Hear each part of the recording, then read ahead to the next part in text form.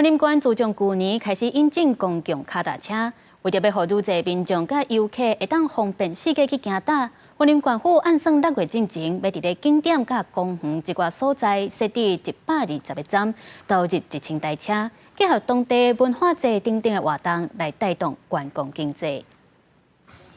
靠电动辅助自行车在赛的下面楼街，过去若游客来到这，若用步行到楼街点街踅踅。但未来赛将真细5个公共自行车的租借点，提供游客会当骑到邻近的赛大桥公园登记点。就如果说我们从那边骑过来，会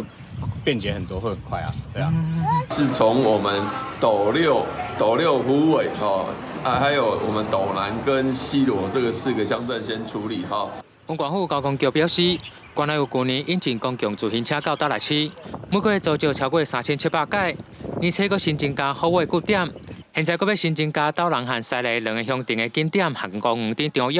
并配合地方文化节举行，让游客会当亲历旅游。其实西螺很多的特产店啊，其实他们都没有去逛到，是比较可惜一点的。那我们希望县府导入这样子的一个电扶车呢，让我们这些店家都能受益。我们希望是结合商圈丰富的人文，还有这边美丽的巴洛克建筑，还有相关的米酱的特色美食，来让游客来这边有一个独特的一个回忆。